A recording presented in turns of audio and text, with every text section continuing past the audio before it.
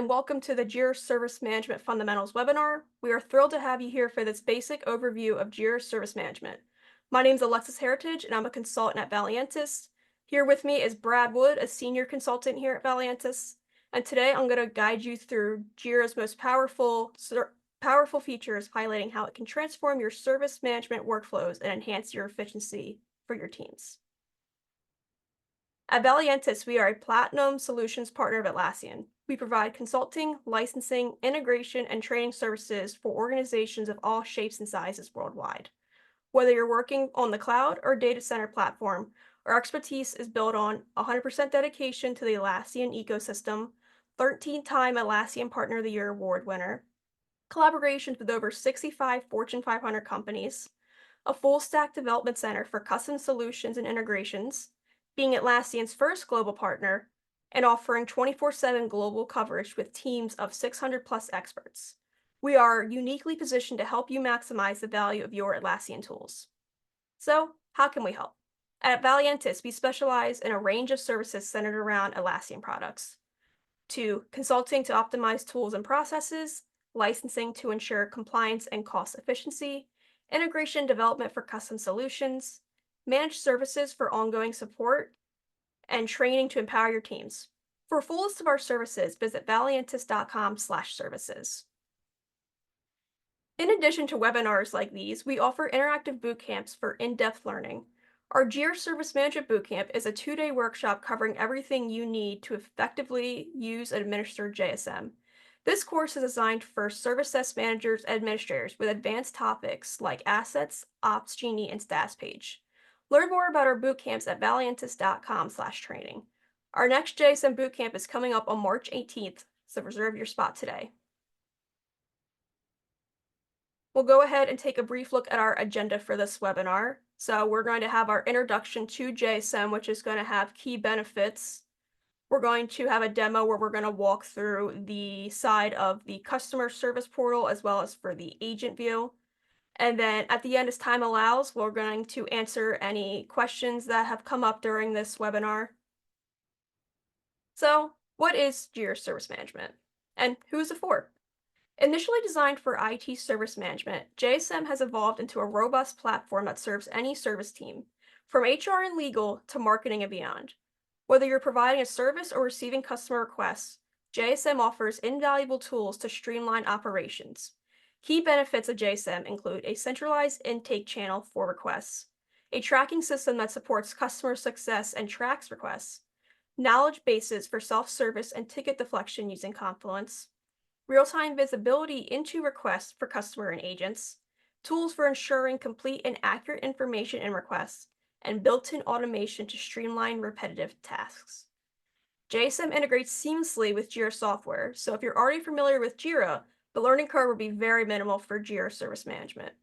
Even if you're new, JSM works as a standalone product, ensuring accessibility for all users. JSM also does include advanced features, such as managing incidents, changes, and assets. To explore these in depth, we invite you to join our Advanced JSM Features webinar on March 6th. Scan the QR code on the screen or visit valiantys.com/training to register. Now, without further ado, let's go ahead and dive into our demo. We're going to dive into the customer experience first, and then we will navigate to the agent view. If you have any questions during this webinar, please feel free to submit them. Brad will be keeping an eye on answering your questions while I'm presenting. At the end, if there are any questions that he did not get to answer or wants to pass on to me to explain further, I will address them during the Q&A as time permits. So my screen here is what is the Help Center.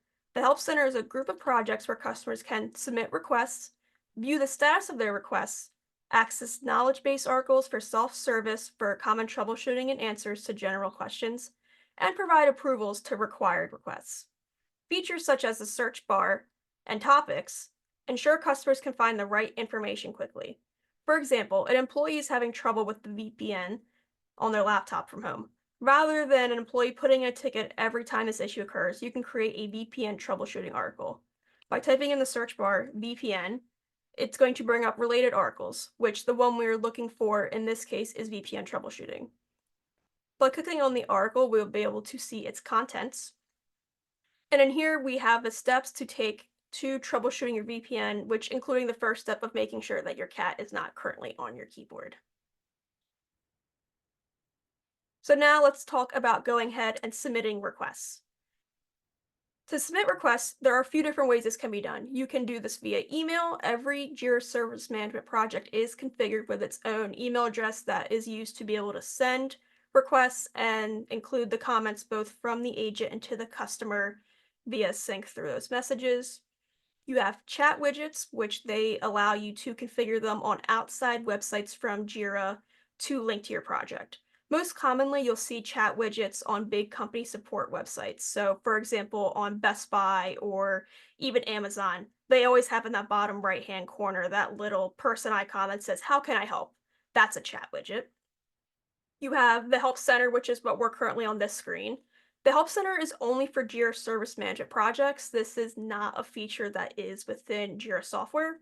Once you have at least one JSM project created, you will have a Help Center that is created.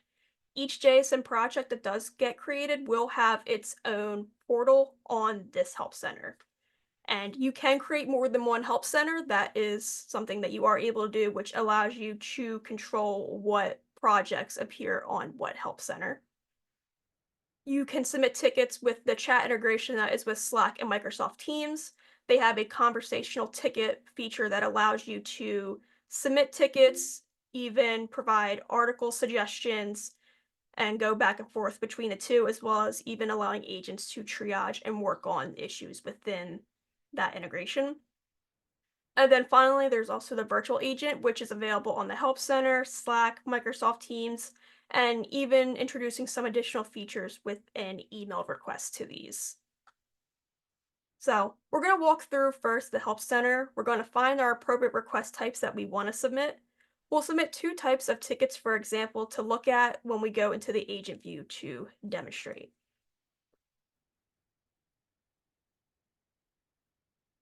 So we're going to go ahead and we're going to start with a request that is for approval. So we're going to navigate to the project that we're going to submit to, which is the IT service desk. And in this case, we are going to submit a request that is for a new laptop. In this portal view here, what we have these categories of computers, login and accounts, applications, servers, and infrastructure. These are called portal groups. This is how you group your request types within the portal. The request types can live in more than one portal group, so that way if there's a request that is no, that can be computers, but it's also related to a login, like you can't log into your computer. Stuff like that, you can include it in more than one portal group. So to request a new laptop, we see that it is in computers. So we're going to click on that portal group and we're going to click on the request type. What we are met with here is a submission screen on the portal. Any field that you see that is marked with a red asterisk, this is required. So in order to submit this issue, you must fill it in. So if I were to hit submit on this issue currently, it's going to tell me which of the fields that are required that I didn't fill out. That way I must fill them in to continue. If you're an agent or an admin within the project, you're going to see also on the portal this field that says raise this request on behalf of. This is only an agent slash admin feature. A normal customer will not see this, so this does allow the ability for an agent to come to the portal and raise an issue on behalf of someone else to log that issue. So in this case, I'm going to go ahead and raise this request on behalf of myself. So this reason for requesting new laptop, we're going to say that this equipment is damaged. While description is optional, I'm going to go ahead and fill it anyway, and I will say, after my cat stepped on it, it will no longer turn on, which is an unfortunate circumstance. So now the last field I need to fill in is which model I would like. So here I'm going to select that I want a ThinkPad. And then in order to submit my issue, I'll go ahead and hit send. And now what we are left with is this submission screen. So we can see on this pane right here that this is all the information that I filled out. I will be able to see this at all times. I can see that I am the creator of this issue. I can see the request type I selected, which was request new laptop. And for this request of new laptop, this is approval. So I can see that the status is in waiting for approval and that it is waiting for a person to approve. And if I refresh, it'll show here that it is putting in my manager, which in this case, in this instance, is Brian Dar. He was put into approval to approve my request.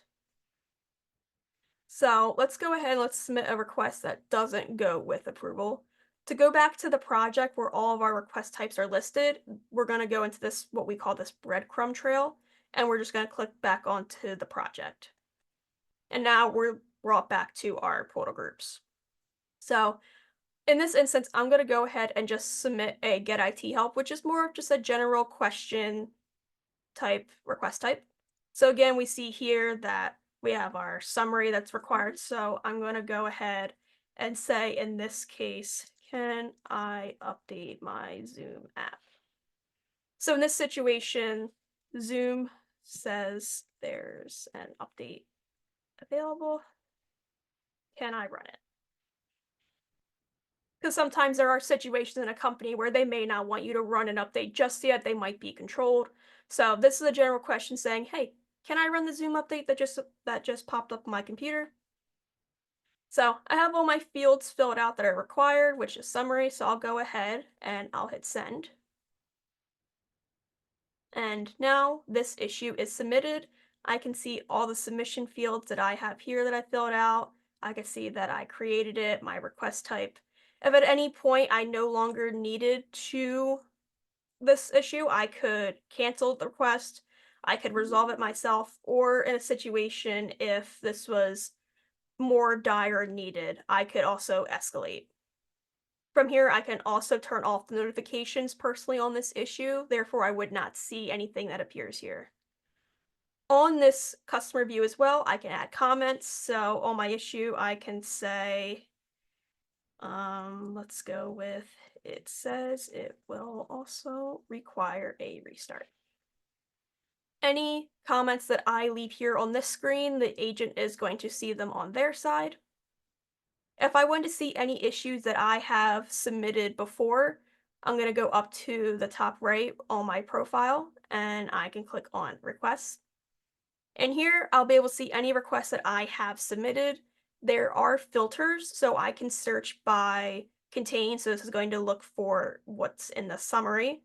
I can filter by the status. So this is going to allow me, if I know an issue is within a certain status in a project that I'm trying to find in a long list of issues, I can scroll through this list and I can click on the status that that issue is in within that project. And you can click on more than one, so you can bring more issues into your filter. You don't have to click save on any of these. You can just click the checkbox and you can see it automatically is updating as I click. You can also change the filter to see if you want to see all your tickets, tickets that you specifically created, or where you're a participant. A participant is someone who you add within the ticket, has visibility to see the issue. They can make comments themselves, but they're not physically the reporter of the issue. So now that we have our customer overview, let's go ahead and let's see what these issues look like on the agent side. To view an issue on the agent side, you can click in the breadcrumb trail of the issue key.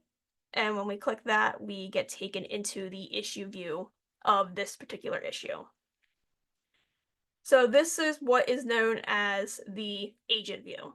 Note that what you might see right now is a little different. Atlassian did just slowly release, which I believe is now currently in beta, and it's to roll out later, this new UI change. So what you see here, what you're most likely familiar with is such as like your work, projects, all that's going to be up on the top bar, but they have moved it all currently down here. But other than that, everything still works the same. It's just a little bit more of a cleanup UI. So this will get rolled out later in the year. So looking directly on the issue, we're going to start with the most common things. So on the top right here, we have what's called the issue key that I mentioned earlier. An issue key is a unique identifier for an issue. An issue key is always going to start with the project prefix. So in this case, the IT service desk prefix is ITSD, and then this ticket number is 896. Anytime I want to refer to this issue, this is its identifier, and I could even type it in the URL bar here. The time that this issue key would only change is if it does move projects. However, if it does change in the URL bar, you could always type in the previous key of what it used to be, and it will automatically direct you to that new issue. The alternative link still does exist between them. On the issue view, when it comes to working, you can view the ticket details such as what was in the submission form. In this case, we didn't have any dynamic forms attached. This is just fields that are in the request form. So they filled out the description, which was, can I run this Zoom update? And I filled out the summary. In the top right, you have what is known as the status dropdown. So we can see currently what the status this issue's in. Currently, it is in waiting for support. If I click this dropdown, I will be able to see all of the statuses that this issue can go into, that it has a available transition to go to. By clicking on View Workflow, if I click this, I can see a preview view of the workflow that this issue is currently on. And clicking on this box that says Show Transition Labels, I can see the exact names of the transitions to these statuses. However, it does get a little messy when you have this many, so sometimes it's easier just to hide them away. But if you do hover over the transitions, it will tell you what the names of those ones are for those statuses. On an issue, you can also utilize Confluence for knowledge bases. By clicking on knowledge base, you'll be able to see articles that are visible to this project with the space connected. You can click on this share as comment, and what it will do, it's going to throw this article into the comment box reply to customer. If I hit save, now this article has been shared with the customer. If they click it, they will be able to view the article and follow the steps. Within here, you can also agents can also create new articles, or these articles here can also be for internal use. That way they can click them and the agent themselves has a set of steps to follow for this ticket. So you don't have to fully share an article in here on with the agent. As an agent, these tickets are going to be your core day-to-day activities within JSM. So on the issue view, I already went over the issue key and summary. Summary is a field that's always going to be required. You cannot make this unrequired. You can automatically set this field with either an automation on the request type themselves. You can also set a default summary. Otherwise, you can link this for the submitter to fill in manually. Coming over here, we're going to collapse this knowledge base section. We have what is called our request types. Request types are how you categorize specific processes that you want customers to create issues for. So if you have a specific process for adding a user to an Office distribution group versus adding someone to a Slack channel, you can create a specific request type for those processes to gather the specific information needed for those, all while following the same backend process of how the issue moves within a workflow. So you have your waiting for support, to do, done. They can follow the same backend process, but the information to collect will slightly vary. Request types don't always have to be visible to customers. They can be made internal. That way agents can go on the portal and they can submit them without being visible to customers. You can restrict who can see what request type. So if you only want to set developers to be able to submit a bug request for a server, you can allow that group to see it. That way in the portal they can view it. Or you cannot make the request type visible in the portal at all, and you can set it using these create, when you create via this blue create button, you can set it that way. Request types are tied to an issue type. So while a request type does define the process for information gathered and organizing that work process, request types rely on issue types to specify how an issue is going to move within a workflow. More than one request type can be attached to an issue type. However, an issue type cannot be attached to more than one workflow at a time. And I did briefly already mention the statuses and workflows. When you see the ones here that have a blue box around them, these are what's known as a status category of in progress. Anyone with green are going to be a status category of done. And any that are in this workflow, there is not any, but if there's any that are just in gray, which would usually be a to-do status or an open status, those are status category of to-do.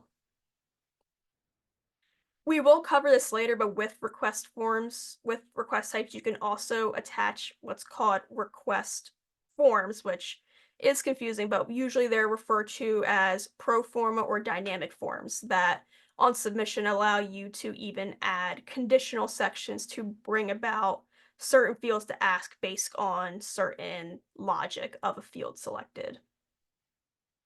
Coming on the right-hand side to go over some of these fields, we have SLAs.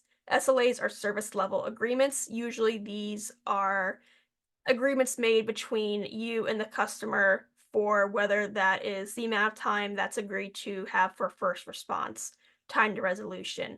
These are going to be time goals that you set to achieve that certain goal. So, in this case, on this issue, there is a time goal left of 4 hours for me to send a first response on this issue. Being that I already did send a first response, if I go ahead and refresh this,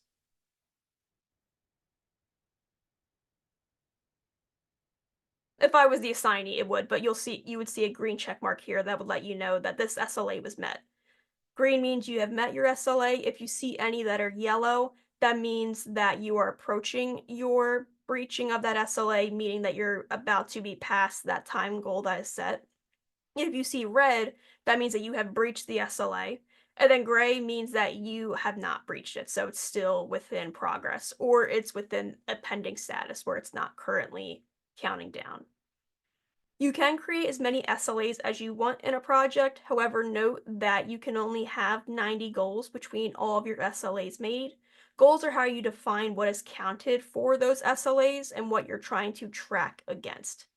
SLAs do apply to all issues in a project. However, you can, for the remaining issues that you don't want to have a time goal set to, you can exclude that so it doesn't track time.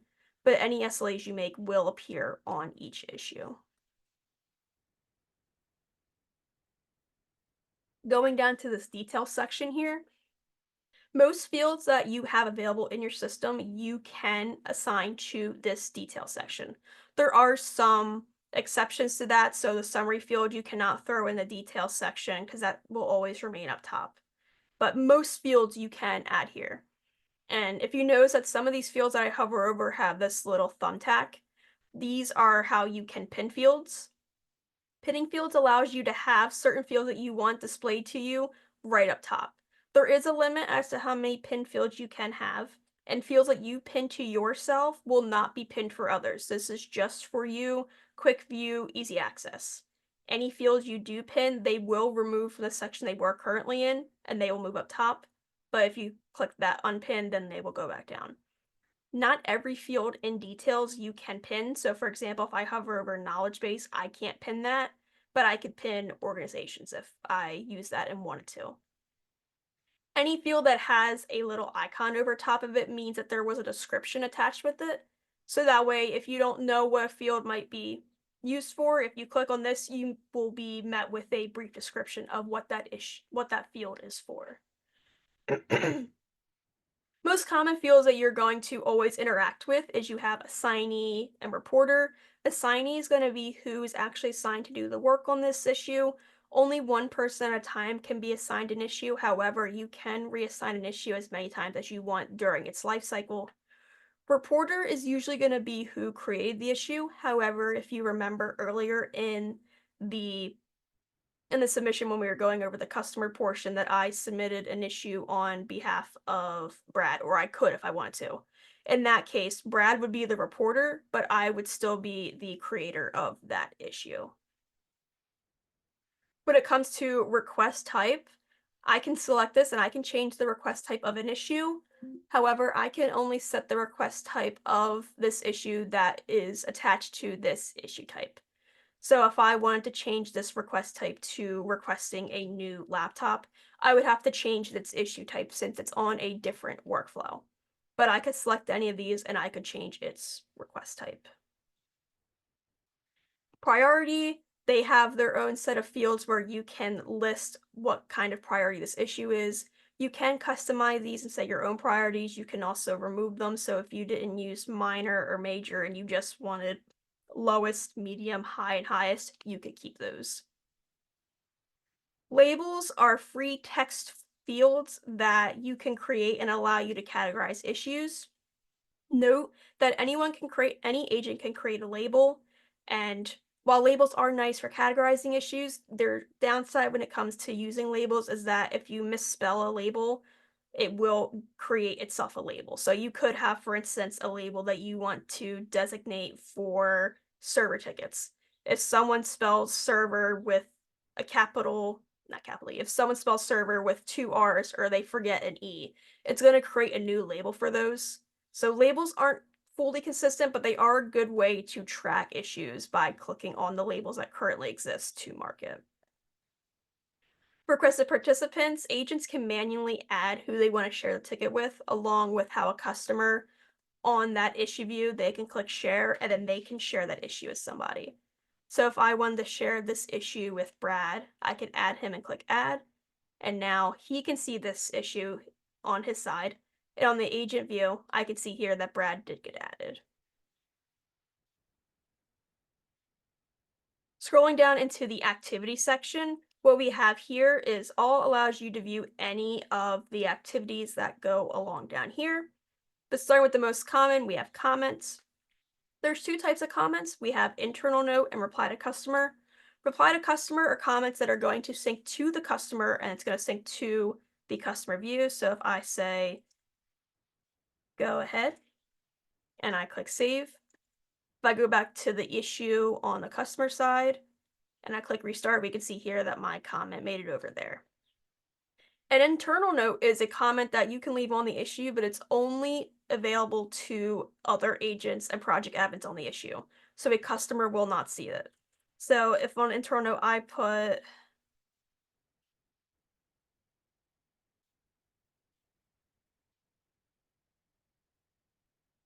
and I go ahead and save, an internal note is going to be marked by this yellow highlighted box to let you know the difference between if it was a reply to customer or internal note. So if I go back to the issue and I refresh, we can see here that that internal note is not visible to the customer side, even if I was the one who made that internal note. Within these replies, we also have a thing called canned responses. Canned responses are customizable responses that can be made easily to insert and save time for typing. Agents can create these personally for themselves, or project admins can create them to share. How a canned response works is that if you want to create one, you'll give it a name and then a response. So the response will be, say, if the first time you always get to a ticket, you say, "Hi, blank, reporter name. Thank you for submitting your issue. We'll work on it." You could say, "Hi." And there are some variables that you can use within the canned responses to automatically populate. So how I mentioned that if you always say, "Hi, reporter," if I click on issue reporter, it's going to populate the reporter's name. So if I say, "Hi, reporter, thank you for submitting," and I click create. Oop, I have to make sure I name it. Unless I'll name it confirmation. And I click create. Now I've created my own canned response, and if I go ahead and click insert, we can see here that it took it and that smart value that was supposed to grab the reporter, it grabbed me and it threw in that name there. So I don't have to do any typing. I just click the canned response, and if I click send, now it's a comment sent out to the customer. Going along here, we have history. History is going to show you any of the changes that were made to the issue in terms of with fields. So if someone updated a field or created the issue, it's going to show here. So when I updated to put Brad as a requested participant, it shows in the history here that I did that, including when I created the issue that logs it under history. It'll tell you how long ago that this occurred, but if it was over a day ago and you wanna know, like, the specific time it was made, if you hover over that time, it'll actually tell you the time and date that it was completed. When it comes to issues that go through approval, we have this approval section, and right now this one doesn't require any, but what it would do here, it's actually, let's go to the other issue that we made for those approvals.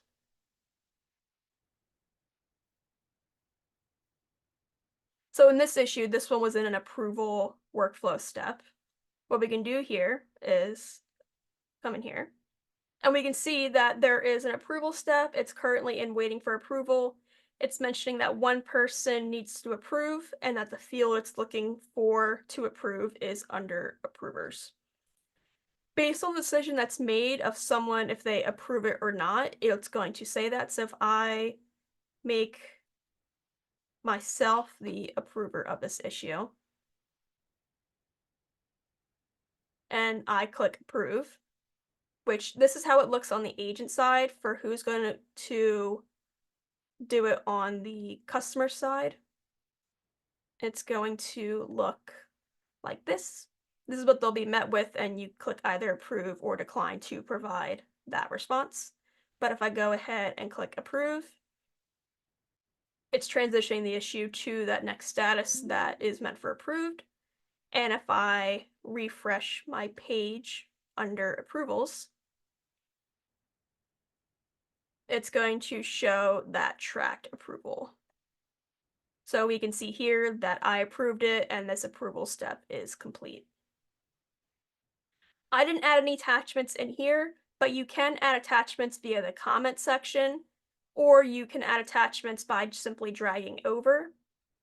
When you add attachment, you're going to have a section that's going to be just for attachments down here. If you want to add a link as well, agents can click on this link issues, web pages, and more. You can link to an issue directly, another Confluence page, another issue, or a web link. So if you, very poor example, but if you want to add a web link to youtube.com and just say YouTube and we click link, now it's going to add in here that web link for it. If you were to link an issue, so linking issues is a good way to be able to sync issues that might be related to the same situation or problem. So if I go back up to this link and I click link issue, here I'm left with the search bar for what issues are available. So with this new laptop request, I'm going to link it to another new laptop request. And then we have our box for this is what we're going to put the label for of why this issue is linked. So we will say it should have a relates to. So once I click link, now we're going to have this section that says linked issues, and I will be able to quickly navigate to this linked issue directly from each of those issues. And I'll even be able to see the stats that's in. I can even transition it, which I can transition, I can assign it to myself, or if I don't want to have this issue linked anymore, if I click this X, I can unlink this issue. And you can link more than one issue to another. We have this similar request box where if we click this drop down, this is going to, based on the request type, summary it's put in, it's going to give a suggestion of related request types. When it comes to this request type, since all of them are named new laptop requests, you're not going to fully be able to differentiate between what they are other than the issue key. But you could easily click to link the issue, hit link, and now it is linked. Coming down to one of the last sections we have in here, we have automation. If we click refresh on here, what we're going to see is the top, I believe it's 1, 2, 3, 4, 5. It's either top 6 or 7 automations that had a run on this. Whether that means that they ran or not, that's just going to show the list. So this green check mark right here means that this automation did run on this issue. This box here, you see the little gray circle with a line. That's going to be issues that no actions were performed. If you happen to see one that's yellow, that means that while the automation did run, there are some errors. Something to know about automation. So just as a quick overview, as a high level, automations consist of three components. You have triggers, conditions, and actions. In automation, the two that are required is a trigger and action. So a trigger is going to be how an issue knows, how the automation knows to start firing off. It needs to know when to kick off. Then you have your action. Your action is what you're going to perform. There's also conditions. Conditions are optional. You don't have to have them, but they do help when you're trying to narrow down a certain scope of what you want this automation to perform on. So if I wanted to every time an issue is created, I wanted to add a comment, but I only want this comment to be added when it's a new laptop request. My condition would be request type equals new laptop request. That way, this automation would only execute on the new laptop request that I wanted. So now that we go ahead and we've had the agent view, we're going to go ahead and take a look at the admin experience.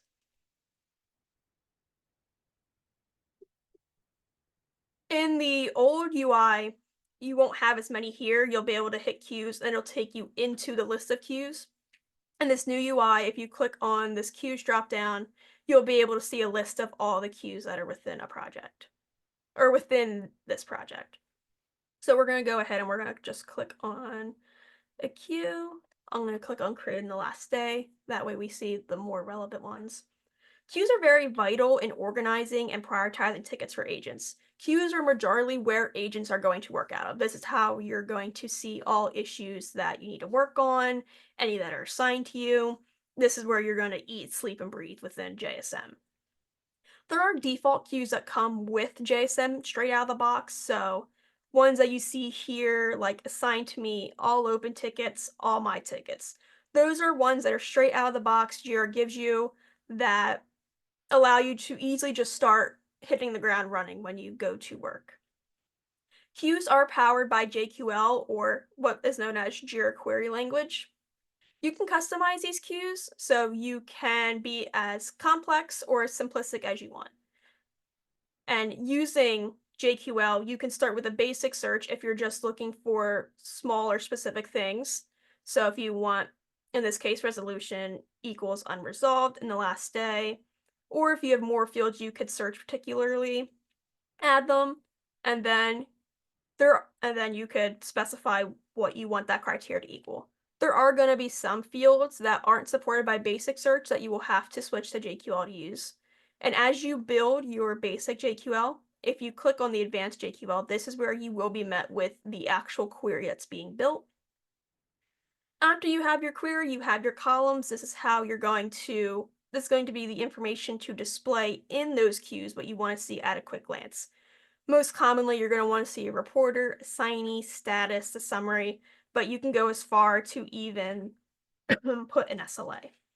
So say if you want to type in the name. Say if you want to know and prioritize what issues to handle if they're all open by time to first response. Once we click save, we're going to see here that we can filter this queue by the time to first response. So now we can see here this is the top one that is going to expire the soonest. So that could be picked up and worked on first. Within a queue, you can also perform bulk actions. So agents can select multiple tickets by clicking on this checkbox here, and you're going to be given this toolbar right here. This toolbar is how you're going to perform those bulk actions. So if you had a list of issues that are the same request type, same issue type, and you wanted to perform the same action, say you wanted to leave a comment on them, you could go ahead and do that. You could transition them together so that way they both go to the same status. If they were in an approval step, you could approve. You could link them together. Bulk actions do require the global permission to perform bulk actions, as well as the permission to perform that specified action. So if you were trying to bulk transition an issue, you would have to make sure that you are given the global permission to bulk edit, but you also would need the project permission to transition issues. With queues, you can also star them.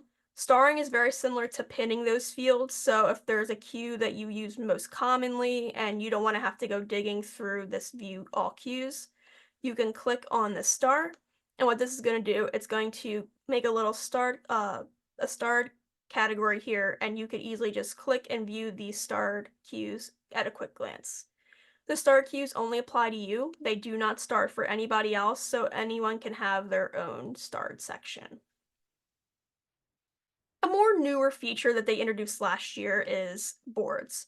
Boards are how Jira software works within issues, which is how most people are very familiar with boards. However, under views, JSM has a board view. The boards in JSM is a Kanban board. So you have your further filtering using the, I forget what the name of it is, but that further subfilter, and you have the main filter. You can triage and work on issues, so you can transition an issue to the next status as long as it's mapped to that proper board.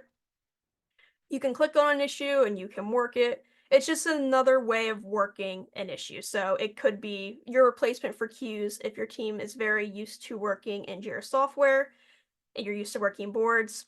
This gives you that great feature in Jira Service Management to do that. So now we're going to go ahead and we're going to go to dynamic forms. So to look at those dynamic forms, we're going to need to go to project settings. In the old UI, at the bottom, you'd have an option here that says project settings. You click on that.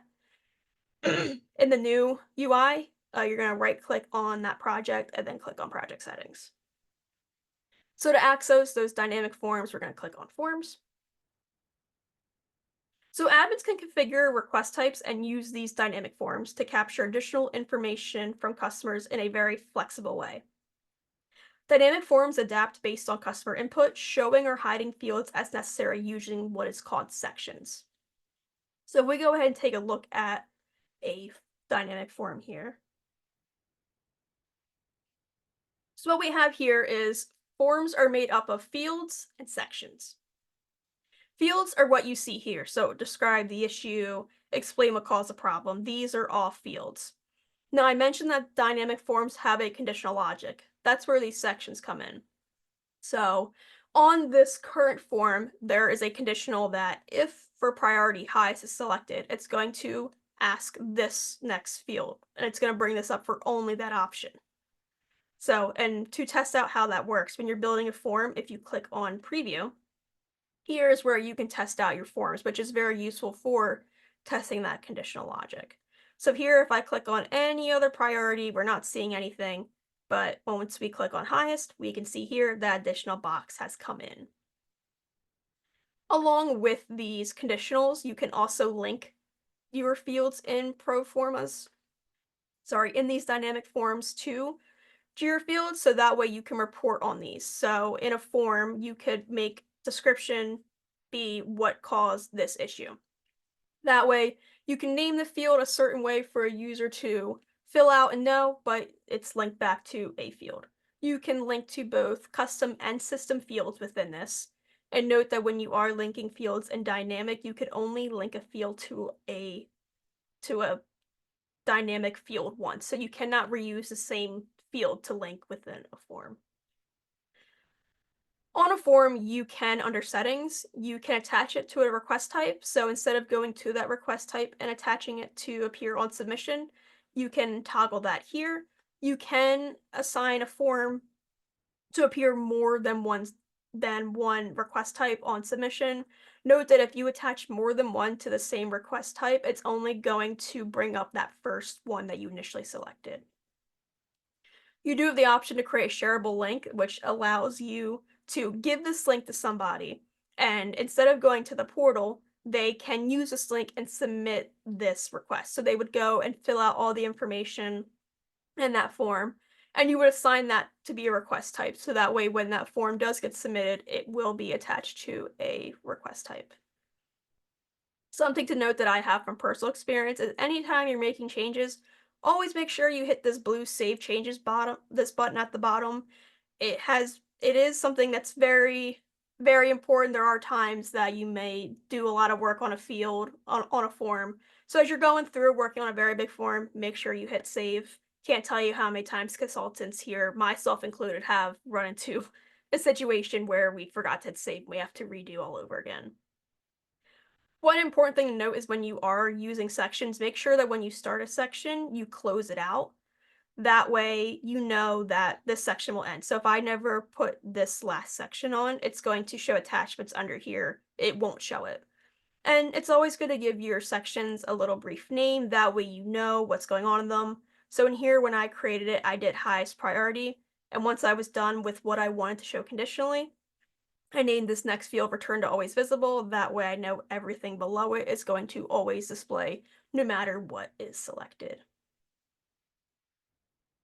And with that, that will take us to any questions. So, Brad, what questions do we have currently within that chat? I don't think we have any questions in the chat. We do have a few minutes left, so if anybody does have any questions, feel free to post them in the chat and we can answer them live. Otherwise, we can wrap things up for this morning. I will give it about a minute in case anyone has any additional questions. I know that was a lot of information covered just within an hour, so this will be published to YouTube afterwards in the next few days. So if you ever want to refer back to this webinar, you're always welcome to. You're always welcome to join any future ones that we do. And then in the chat link also is our YouTube channel. So we do also publish more than just these webinars that we do. Consultants make videos monthly and they're published that way as there's new features that come out, new versions that come out, or new ways to do things. Those are always made and uploaded to our channel. And I'm not seeing any additional questions, so I'm going to go ahead and I'm going to take us and wrap us up here. So thank you for attending this fundamentals webinar. To dive deeper into JSM or to explore our training opportunities, visit valiantys.com/training. If you have any questions or need further assistance, don't hesitate to reach out. In the chat was Brad and I's email as well as LinkedIn's input in there. So if you have any questions, feel free to reach out to either of us within those ways. And don't forget, if you want to learn more about JSM, we have that JSM bootcamp coming up on March 18th, that 2-day bootcamp, as well as the next upcoming webinar on March 6th. Those are a great way to expand your knowledge of Jira Service Management. For any additional queries about JSM or other Atlassian products, again, you can connect with me or Brad on LinkedIn or email. Simply scan the QR code on this slide to connect with us, or check out the details that will be shared in the chat, which we just did. So thank you so much for coming today, and I hope everyone has a wonderful day. Thanks, everybody. Bye, everybody.